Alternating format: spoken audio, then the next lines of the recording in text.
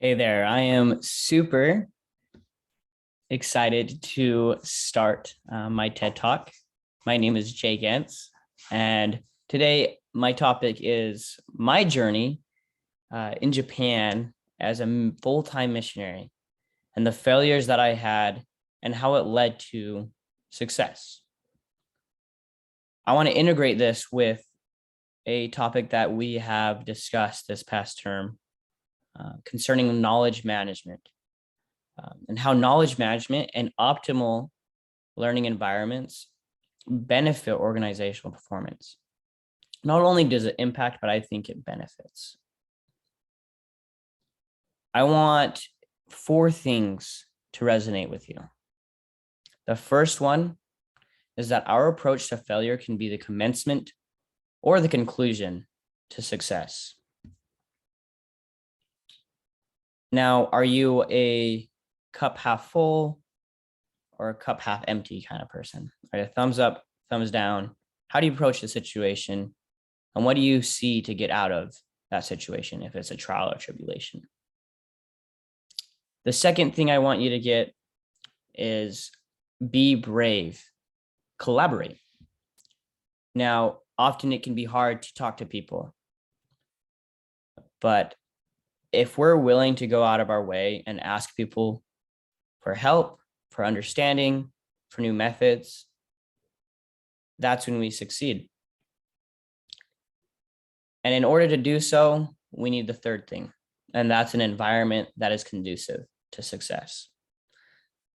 I want you to make sure that you are reflecting on your own environment. And if it's conducive to your learning, to your success, your organization success, your friendship success, your marriage, your family, whatever it may be. And the last thing is, I want you to not forget the importance of taking that knowledge and using it, repeating over and over and refining it so that you have that leg up in the future against your competitors, against people that are going for the same job, or simply that project that you're working on that you want to do really well and you want to present it to your boss. So those are the four things. And now I want to talk a little bit more about my experience. To give you a little bit more information, I am a Christian. Grew up in the Mormon church. If you've heard of it, if you haven't, whatever. At the age of 19, I wanted to become a full-time missionary. So I went through a bunch of different interviews, filled out a bunch of papers, and I sent my information in. Now they review it, and I don't get to choose where I want to go. Yeah, I had my preferences. Europe would have been cool. New Zealand, oh, that's pretty. But I had not even thought about Japan. And that's where I got called, Nagoya, Japan. And as I got the mail, I got the calling in the mail, I was shocked. I didn't know anything about Japan. I didn't know any of the culture, didn't know how to speak Japanese. Why in the world would I go there?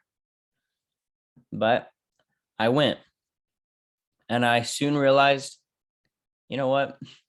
I have to learn how to speak, write, and read Japanese formally and informally in an almost expert level in order to achieve my goals of becoming the best missionary I can be and the best person I can be, as well as making sure that the mission I enter was successful.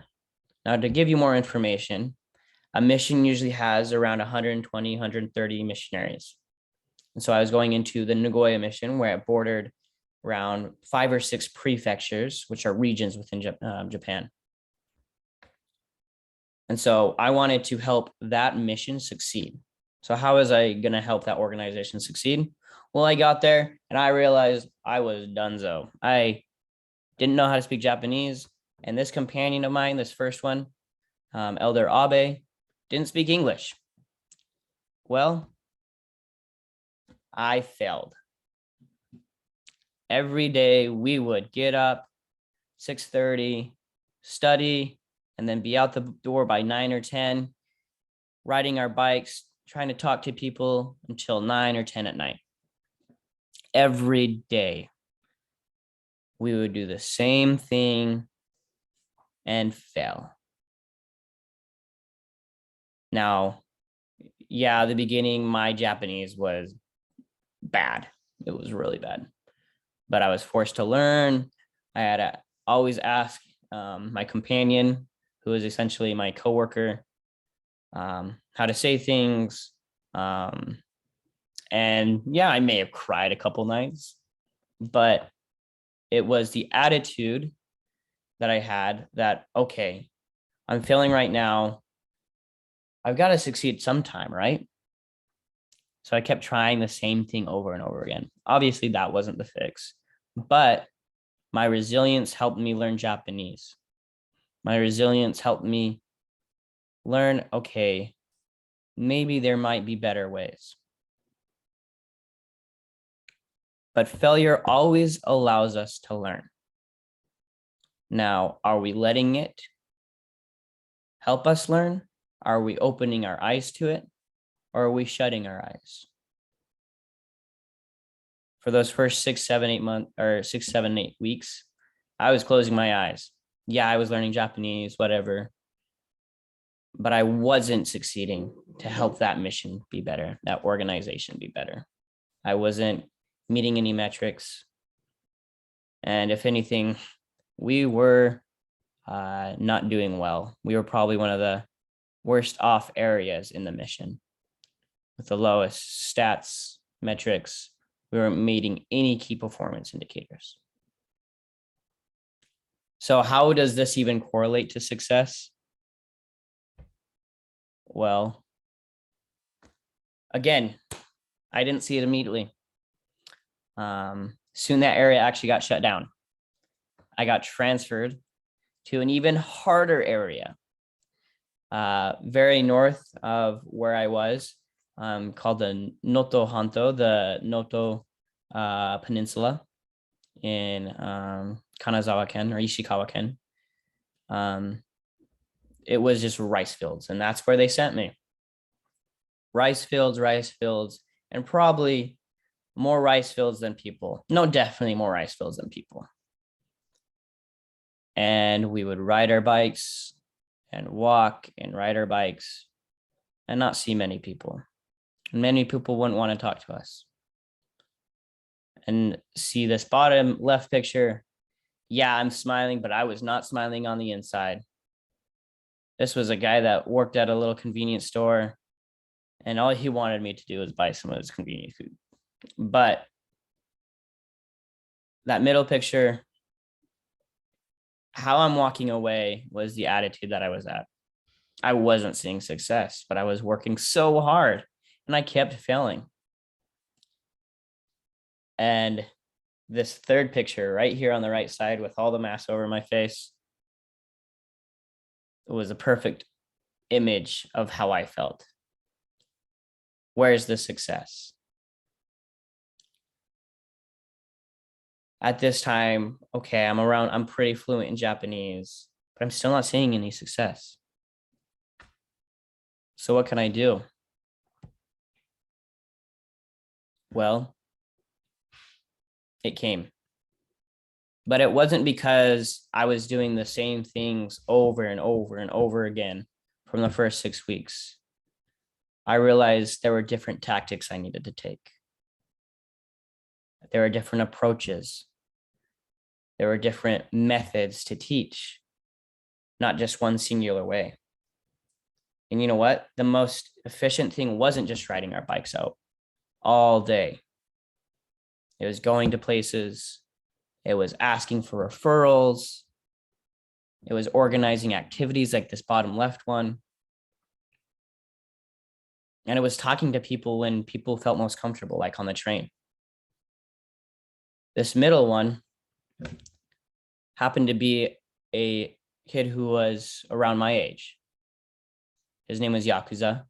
His name was not Yakuza. Takuya, my bad. Yakuza's a gang. His name was Takuya. Takuya Yazaki, and he was around my age, and we met him on the street. And instead of coming off as, okay, here, I'm a missionary, we were friends with him because you know what? That was a better method. And I didn't learn that on my own. We ended up becoming really good friends, talked a lot. We're still good friends. And it was success, you know. We were able to help out the mission, and our area was thriving, even though it was like the smallest area, least amount of people, most amount of rice fields. It was one of the most thriving areas in the mission, with the most baptismal promises, the most lessons taught, the most investigators found. And we're meeting all these metrics and beyond because we found new ways to do it. And it wasn't from me. These new ways were discovered through meetings. I collaborated with people. This bottom or this top right one was my first meeting I had. That was in the area where I had been there for 6 or 7 weeks. My first 6 or 7 weeks when we were doing the same routine. And I realized, okay, something's not right. We're not doing the right things. We need to expand our horizon. Where is this knowledge? I didn't have it the first thing. My companion hadn't either. I then moved on to that area where I started seeing success because I started learning from other people. I started asking questions. I asked, you know, what words should I use? How should I teach this lesson? How do you find people that want to listen? What research do you do? What kind of methods are you applying? And after finding more success, I became a district leader, where I was a leader over a couple areas. After success for not only my area and those couple areas, I was able to become a zone leader in this bottom right picture, where I led a whole zone with 5 or 6 areas, and they found success. And in the bottom left, I was able to lead those zone leaders, and I became the assistant president. And I led over 120 missionaries. But it wasn't because I was using my own methods. It was from meeting after meeting after meeting and learning this knowledge that other people had and then applying them to succeed. And we saw success. Now, when I talk about learning and this knowledge that I gained through all these meetings, I'm more talking about knowledge management. Knowledge management, as stated by Davenport, is a process of capturing, distributing, and effectively using knowledge. And the key way to do so is by creating, storing, use, refine, and then share. We create that knowledge, we store it, we use it, and after we use it, we say, hey, this wasn't the best method. Let's refine it a little. Let's make sure this works better, and then share it. And I was getting that sharing. I was getting all this information. But there's one key thing that I haven't mentioned yet, and that is data. So goals without data are nothing, right? And if we're not using data to meet our goals, then we can't meet it in the future. So I soon realized we need to make more key metrics. This is just a board. I would use other metrics that I use on my mission, but they are private and I cannot disclose them. But this is a board with names of people, dates of when we're going to meet them or when they have a baptismal date, how many lessons they've had, what lessons they haven't had, what lessons we plan on teaching them, and other really key information. And me and my companions, as we were growing and becoming larger leaders, we realized key metrics are essential for not only success, but also in order to share a knowledge that we have. Because we can't help other people get that buy-in to our organization or to our goals if we can't provide data, and they can't get it backed up. And so we did that whole data management, that knowledge management process. We were storing the data, we were using it again, we were refining it after using it, and they were sharing it. And the mission flourished. And now we could have just given that data and said, you who listen to us. But really, it's the environment. If we hadn't established an environment where we were listening to them, let me go back. A workplace environment impacts employee morale, productivity, and engagement, both positively and negatively. When I was in those leadership positions, if I was just speaking down to people, telling them what to do, I don't think there would have been success. That knowledge that I had from previous people, and if they had a superior mentality, this knowledge would have not been passed on. And so I want you to question, will the people you surround yourself with, are they willing to listen to you? Are they non-judgmental? Are they invested in your development? And then I want to ask you, are you willing to listen? Are you non-judgmental? And are you invested in their development and their learning? And that is how knowledge is shared. A means of both respect and an environment where it's conducive to learning. And then where, are you adapting to the culture that you're in? If I hadn't adapted to Japan, if I hadn't learned their language, I haven't learned their culture, people wouldn't have wanted to talk to me. So are you adapting to whatever culture you're in? Are you staying to your own? And lastly, I want to end with this quote by Al-Ghazali. Knowledge without action is wastefulness, and action without knowledge is foolishness. Take this on with you and realize, Jake, in those first 6-7 weeks of his mission, he was doing action without knowledge, and it was foolish. He was wasting his energy. He wasn't successful. But once he took the knowledge from other missionaries and used those for action, he was seeing success. And you can too. Don't fall under these two buckets. Fall under the third. Knowledge with action is success. Thank you so much for listening.